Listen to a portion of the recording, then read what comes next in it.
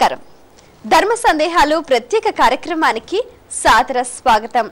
అనునిత్యం ఆధ్యాత్మిక దీప్తిని ప్రకాశింపజేసే ధర్మ సందేహాలు కార్యక్రమం దీపావళి ప్రత్యేకంతో మీ ముందుకొచ్చింది.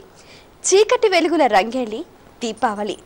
దీపకాంతుల వెలుగుతో, టపాకాయల కోలాహలంతో, పిండి వంటల ఘుమఘుమలతో, అంబరాన్నంటే సంబరంతో ప్రతి కుటుంబం ఎంతో ఉత్సాహంగా జరుపుకునే వేడుక దీపావళి. మరి ఈ పండుగకు సంబంధించి విధి విధానాలు, ఆచార వ్యవహారాలకు సంబంధించి ప్రేక్షకులకు కలిగిన అనేక సందేహాలకు శాస్త్రీయ సమాధానాలు అందించడానికి మన ముందున్నారు ప్రముఖ ఆధ్యాత్మిక యాత్రికులు డాక్టర్ కాకునూరు సూర్యనారాయణ మూర్తి గారు. వారితో మాట్లాడి మరిన్ని విషయాలు తెలుసుకుందాం. నమస్కారం అండి. నమస్కారం అమ్మా. మొదటి ఉత్తరాన్ని చూద్దామండి. అలాగే. విజయవాడ నుంచి లలిత రాస్తున్నారు. దీపావళి రోజున ఆచరించాల్సిన విధి విధానాలు ఏమిటి తెలియజేయగలరు అంటూ రాస్తున్నారు. దీపావళి రోజున ఆచరించవలసిన విధి విధానాలు ఏమిటి అంటే, ముందుగా ఈ పండుగ 5 రోజుల పండుగ. ధనత్రయోదశి, నరక చతుర్దశి, దీపావళి, బలిపాడ్యమి, యమద్వితీయ ఇలాగా గుర్తుపెట్టుకుందాం. నరక చతుర్దశి రోజు తలంటుకోవాలి. నువ్వుల నూనెతో దేహమంతా కూడా అలదుకొని స్నానం చేయాలి. శనగపిండితో, సున్నిపిండితో దేహమంతా కూడా శుభ్రంగా అలదుకొని స్నానం చేయాలి.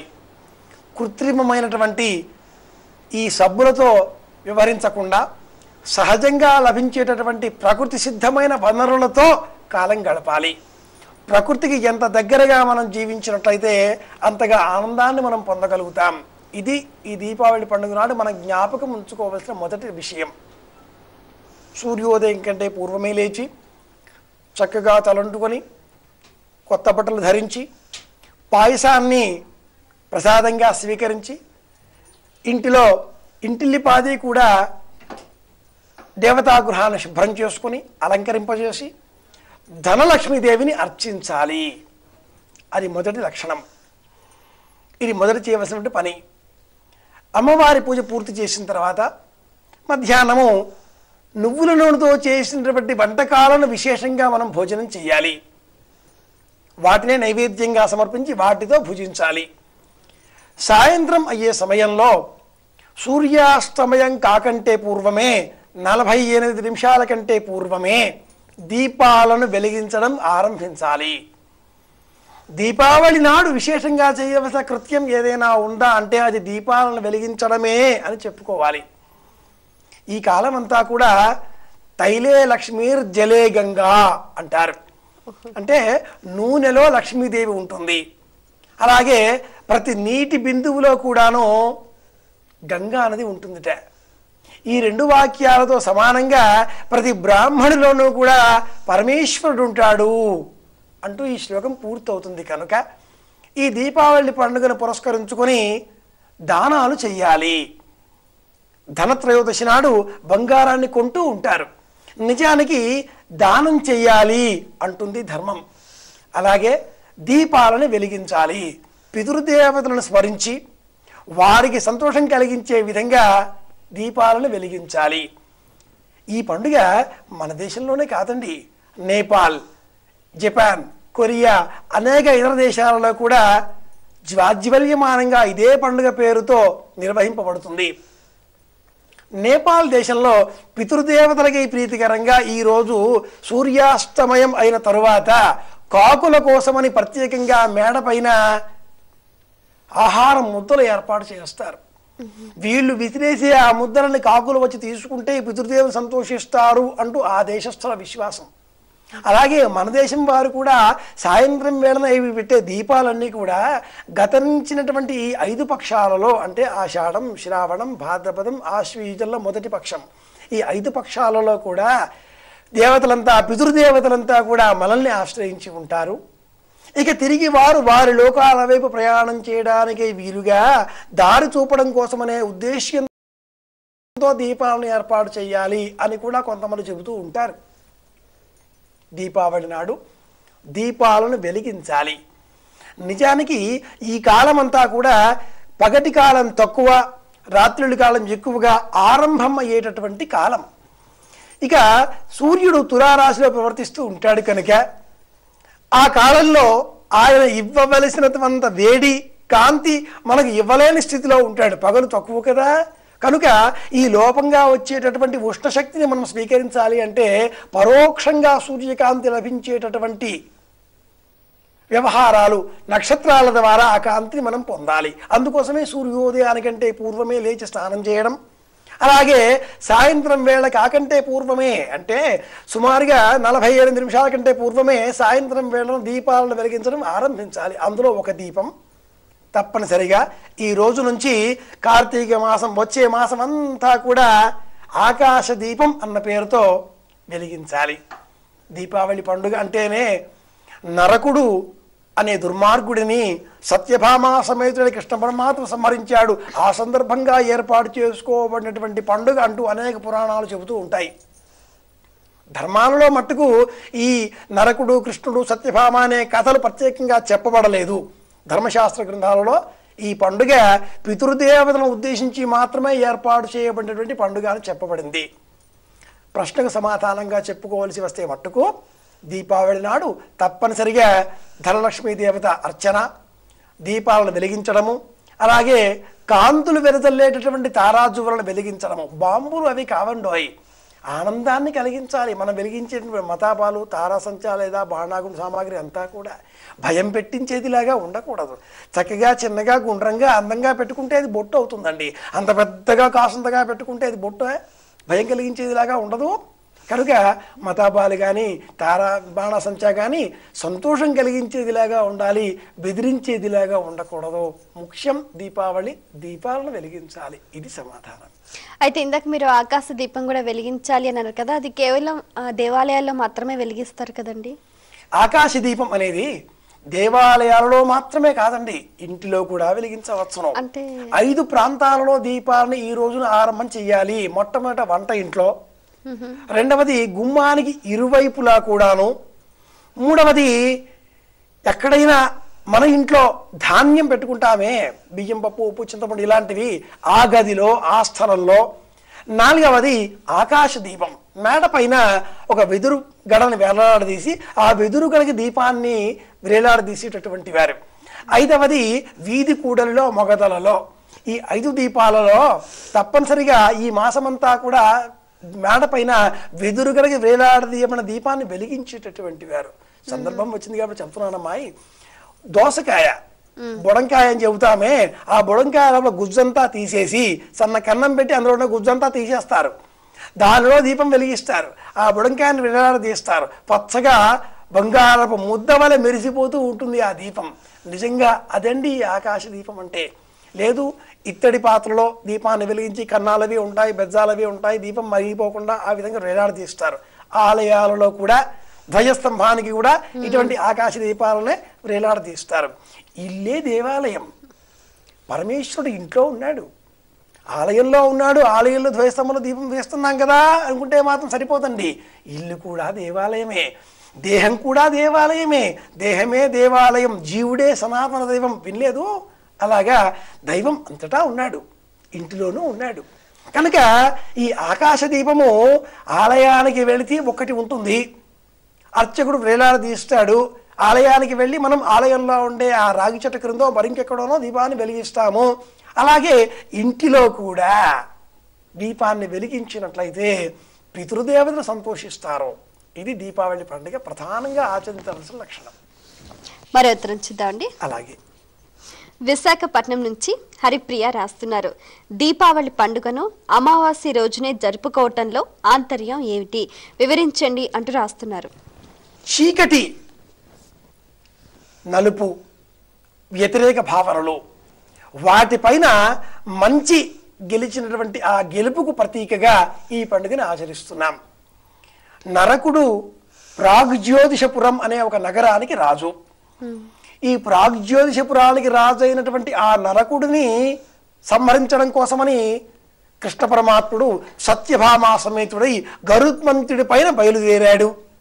మార్గ మధ్యంలో 11 నగరాలను దాటవలసి వచ్చింది. ఆ 11 నగరాలను దాటే సమయంలో ఆ నరకుడి ప్రధాన సేనాధిపతులు అనేకులు ఇతనితో యుద్ధం చేశారు. వారందరినీ కూడా కృష్ణ పరమాత్ముడు జయించాడు, అలసిపోయాడు. ఇలాంటి పౌరాణిక కథని మనం పరిశీలించినట్లయితే 26,800 సంవత్సరాలకు సుమారుగా ఈ భూమి 1 డిగ్రీ పక్కకు జరుగుతుంది అంటూ చెబుతాయి జ్యోతిష శాస్త్ర గ్రంథాలు. భూమికి 3 చలనాలు ఉన్నాయి. ఒకటి తన చుట్టూ తాను తిరగడం, రెండవది సూర్యుని చుట్టూ తిరగడం. ఈ రెండూ కాకుండా అక్షము అంటే భూమి కాస్త వంగి ఉంటుంది. బొంగరం తిప్పుతూ ఉంటే ఇలాగా తిరుగుతూ ఉంటుంది. తిరిగే బొంగరం తిరుగుతూ కాస్త పక్క జరిగి మళ్ళీ తిరుగుతూ ఉంటుంది. గమనిస్తే భూమి కూడా 26,800 సంవత్సరాలకు ఒకసారి ఈ విధంగా 1 డిగ్రీ పక్కకు జరిగి మళ్ళీ తిరుగుతూ ఉంటుందిట. జ్యోతిష శాస్త్ర నియమాలను అనుసరించి 26,800 సంవత్సరాలకు పూర్వం ఇటువంటి మార్పు ఒకటి ఈ రోజునే చోటు చేసుకున్నది. అంతవరకు ప్రాక్ తూర్పు దిక్కున జ్యోతిష్యులు కాంతులు విరజిమ్మేటటువంటి నగరానికి రాజైన ఆ నరకుడు తొలగిపోయాడు. ధ్రువుడు అనబడే కొత్త నక్షత్రం మనకు తూర్పు దిక్కుగా దిశానిర్దేశం చేసే విధంగా ఈ భూమి జరిగి ఈ వైపు తిరిగింది. కాబట్టి ఇప్పుడు మనకు ధ్రువ నక్షత్రం దిశానిర్దేశం చేస్తున్నది. ఇక ఆ గడిచినటువంటి నరకుడు అనబడే నక్షత్రం తొలగిపోయింది కనుక ఈ మార్పును సూచించుకొని ఈ రోజును దీపావళి పండుగ, కొత్త కాంతులు, కొత్త ప్రకృతి, కొత్త లోకము, ఈ విధమైన భావనతో ఈ రోజున ఈ దీపావళి పండుగ ఏర్పాటు చేసుకుంటున్నాం. మరో ఉత్తరం చూద్దామండి. అలాగే ఆదిలాబాద్ నుంచి శారద రాస్తున్నారు. దీపావళి నాడు ఇంటి ముందు ఎన్ని దీపాలు వెలిగించాలి తెలియజేయగలరు అంటూ రాస్తున్నారు. ఎన్నైనా వెలిగించవచ్చును యథాశక్తి. నిజానికి గుమ్మానికి ఇరువైపులా 2 దీపాలు వెలిగించాలి. కార్తీక మాసం అంతా వెలిగించాలి. ఆ పిమ్మట మీకు తోచినంత, మీ శక్తి కలిగినంత, వీలైనంత మట్టుకు సరి సంఖ్యలో ఉంచే ప్రయత్నం చెయ్యండి.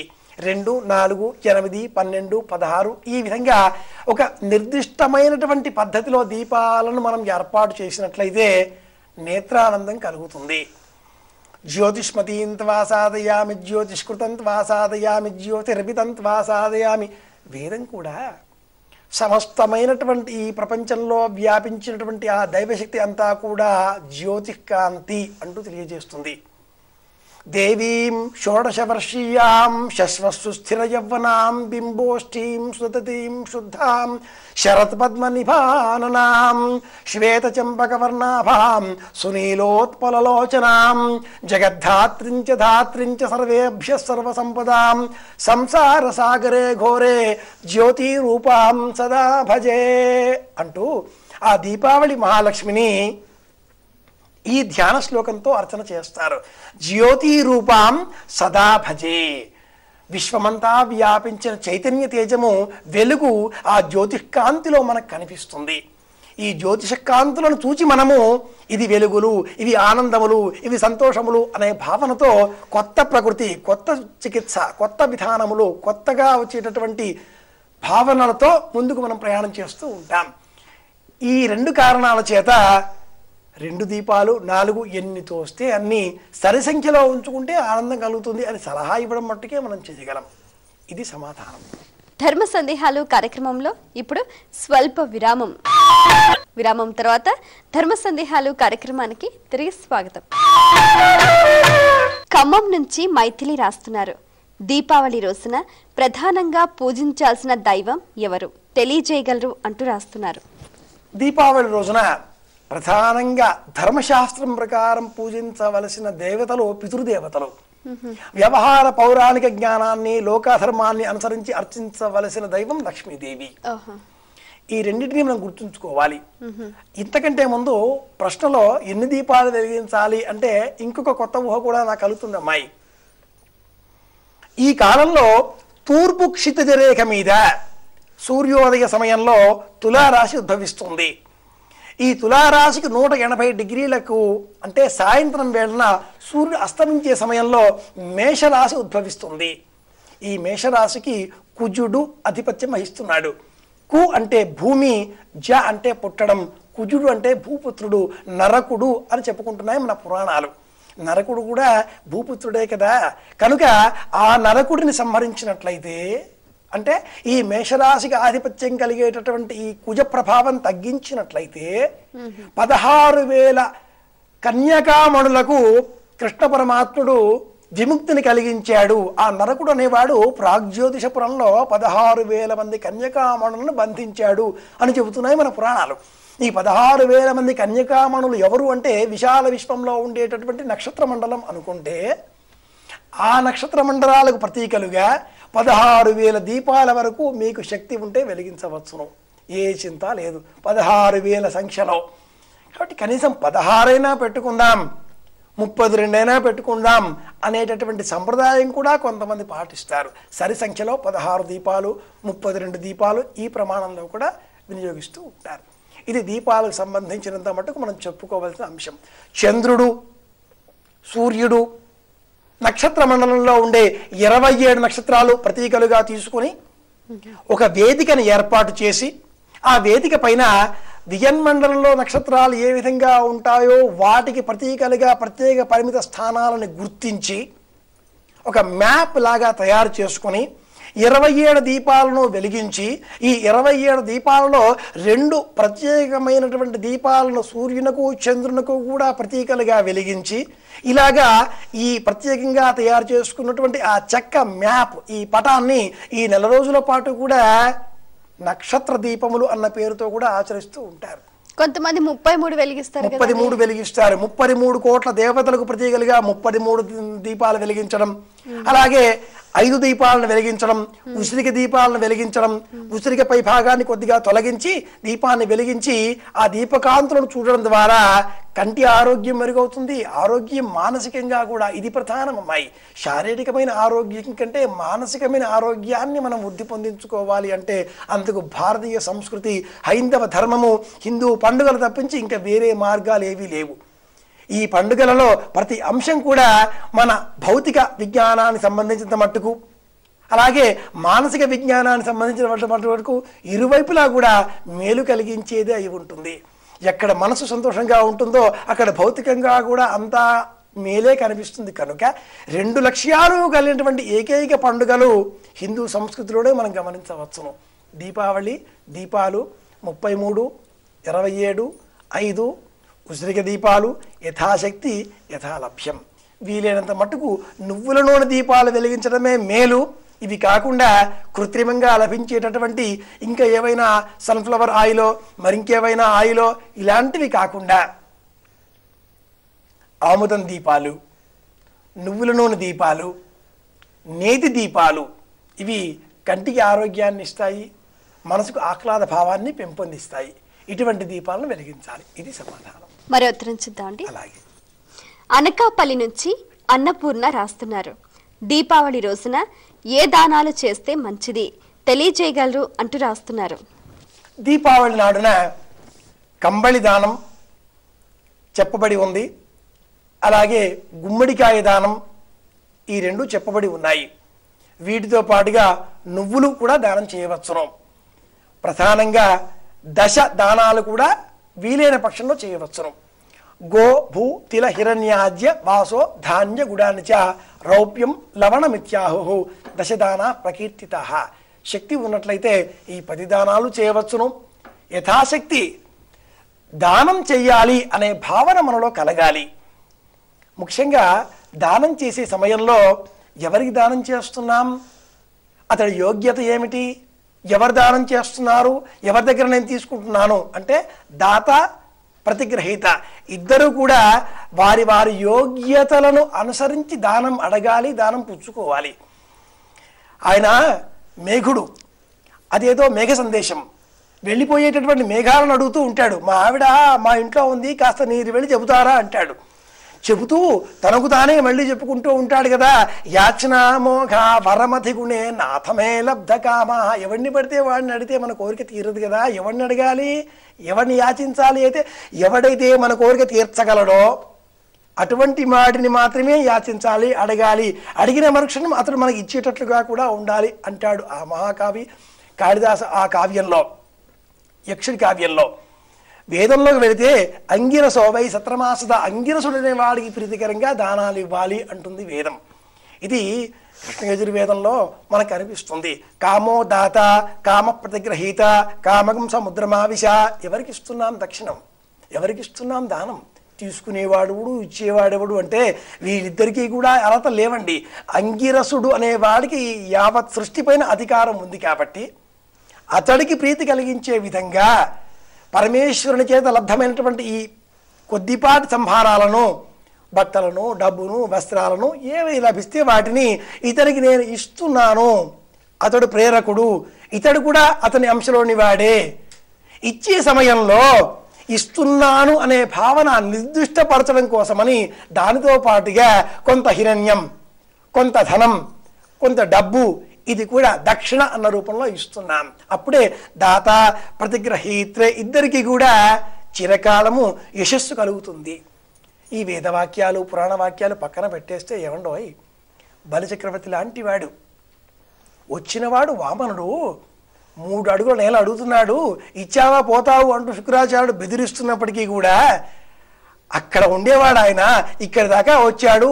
ఆ చెయ్యి మరి ఆదిని శ్రీ సతికొప్పుపై ఎక్కడెక్కడో ఉండే ఆ హస్తం వచ్చి నన్ను అడుగుతూ ఉన్నప్పుడు అది కిందవట మీద నాదవుట, ఇంతకంటే భాగ్యం ఇంకేమంటుందయ్యా అన్నాడు. భార్య వింధ్యావళి నీళ్లు పోస్తూ ఉండగా సశాస్త్రీయంగా సంకల్పం చేసి మరి వామనునకు అడిగిన ఆ 3 అడుగుల నేల బలిచక్రవర్తి ఇవ్వలేదు. కాబట్టి ఈ దీపావళి నాడు చెప్పవలసినటువంటి దానాలు గుమ్మడికాయ, నువ్వులు ఇలాగా చెప్పబడ్డాయి. యథాశక్తి ఏది మనకు ప్రీతి కలిగిస్తే వాటిని దానంగా ఇవ్వాలి. మనకు ఏది అత్యంత ప్రీతికరమో వాటినే దానంగా ఇవ్వాలి అంటుంది ధర్మం. మమకారం తగ్గించుకోవడం కోసమనే ఇవ్వడం అనే సంస్కృతిని హైందవ సంస్కృతి ఈ విధంగా పరిచయం చేసింది. ఇది ఇందులో ఉండే పరమార్థం. మరి ఉత్తరం చూద్దామండి. అలాగే హైదరాబాద్ నుంచి కళ్యాణి రాస్తున్నారు. దీపావళి పండుగ నాడు టపాసులు, మతాబులు కాల్చటం శాస్త్రీయమైన తెలియజేయగలరు అంటూ రాస్తున్నారు. భేరీ భాకాలు అని చెబుతారు. గొప్ప గొప్ప వాళ్ళు వస్తూ ఉంటే ఆ వచ్చిపోయే వారికి ఆహ్వాన సూచనగా మనము మృదంగాలు వాయిస్తాం, భేరీ వాయిస్తాం, తప్పెట్లు మోగిస్తాం, తాళాలు వేస్తాం, మృదంగములతో అనేక రకముల వాద్య ధ్వనులతో బాజాలు వాయిస్తాం అని చెబుతాం. ఇది వచ్చేటటువంటి వారికి ఆహ్వానం చేసే సమయంలో, అలాగే వీడుకోలు చేసే సమయంలో కూడా అదే ప్రకారంగా మంగళవాద్య ధ్వనులతో వీడుకోలు చెబుతూ ఉంటాం. ఇక్కడ మనం వీడుకోలు పితృదేవతలకు చెబుతున్నాం. గత 5 పక్షములలో ఆషాఢ మాసం 2 పక్షములు, శ్రావణ మాసం 2 పక్షములు, భాద్రపదంలో 2 పక్షములు, ఆశ్వీజంలో 1 పక్షం, ఈ విధంగా శ్రావణం నుంచి ఉండేటటువంటి ఈ పితృదేవతలందరికీ కూడా ఈ ఆషాఢంలో ఆరంభమవుతుంది ఈ కథ అంతా కూడా. ఆశ్వీజ బహుళ అమావాస్యతో ఇక వీడుకోలు పంపేసి అయ్యా మీరు వెళ్ళిరండి అని పంపిస్తున్నాం. అలాగా వెళ్ళే ఆ పితృదేవతలకు మార్గ నిర్దేశం చెయ్యడానికై తారాజువ్వలు, మతాబాలు ఇలాంటి వాటిని సంప్రదాయం సూచించింది. చైనా వాళ్ళు ఈ మందుగుండు సామాగ్రి కనుక్కున్నారు అంటూ ఈ మధ్యన ఆధునికులు చాలామంది చెబుతున్నారు. బాంబులు ఇవన్నీ కూడా వాళ్ళు కనుక్కున్నారు, మతాబాలు, తారాజువ్వలు ఇవన్నీ కూడా అంటూ వాళ్ళు చెబుతున్నారు. అయితే మన సంప్రదాయంలో కూడా శ్రీమద్ రామాయణాది అనేక ఇతర ఇతిహాస గ్రంథాలలో పురాణాలలో పరిశీలిస్తే మంగళవాద్య ధ్వనులతో పాటు చిత్ర విచిత్రమైన దీపాలను వెలిగించినట్లుగా ఆయా పురాణాలు చెబుతాయి. కనుక మిరిమిట్లు కొలిపే కాంతులతో దీపాలు వెలిగించడం అంటే అవి మతాబాలే అవుతాయి. పెట్లుప్పు, గంధకము ఇటువంటి ద్రవ్యములతో సమకూర్చినటువంటి వాటిని తారాజువలు, మతాబాలు అని చెప్పుకుంటున్నాం మనం. కనుక వీటిని వెలిగించడంలో శాస్త్రం, ధర్మం అంగీకరిస్తుంది. భౌతిక దృష్టితో, మీ ఆర్థిక దృష్టితో కూడా చూస్తే ఈ కాలంలో చలి పెరుగుతుంది, వర్షాలు తగ్గిపోతాయి, క్రిమికీటకాలు పెరుగుతాయి, రోగాలు వస్తాయి, అనేక రకమైన బ్యాక్టీరియా, ఫంగస్ వీటన్నింటినీ కూడా నియంత్రించడం కోసమని కూడా వీటిని పేల్చడం ద్వారా, కాల్చడం ద్వారా ఇటువంటి వాటిని నియంత్రించవచ్చు కదా. కనుక శాస్త్రం, ధర్మం అంగీకరిస్తుంది. సంతోషం కలిగించే విధంగా వ్యవహరించాలి, భయం కలిగించే విధంగా కాదు. ఇది మాత్రం గుర్తుపెట్టుకుందాం. చాలా సంతోషం అండి. మీ అమూల్యమైన సమయాన్ని వెచ్చించి దీపావళి పండుగకు సంబంధించి ప్రేక్షకుల సందేహాలకు శాస్త్రీయ సమాధానాలు అందించినందుకు ధన్యవాదాలు. కృష్ణార్పణం. చూసారు కదండి, ఇది ఇవాల్టి ప్రత్యేక ధర్మ సందేహాలు కార్యక్రమం. మీకు కూడా ఏమైనా ఆధ్యాత్మిక ధర్మ సందేహాలు కలిగితే మా ఈ కార్యక్రమానికి మీ సందేహాల్ని క్లుప్తంగా, సూటిగా, స్పష్టంగా పోస్ట్ కార్డుపై అలాగే ఈమెయిల్ ద్వారా రాసి పంపించండి. మా చిరునామా ధర్మ సందేహాలు, కేర్ ఆఫ్ భక్తి TV, road number 92, Jubilee hills, Hyderabad 5,96,000. మా ఇమెయిల్ ఐడి bhakti.hyd@gmail.com. రేపటి ధర్మ సందేహాలు కార్యక్రమంలో మళ్ళీ కలుసుకుందాం. అంతవరకు సెలవు. నమస్కారం. ఈ కార్యక్రమాన్ని మీకు సహ సమర్పించిన వారు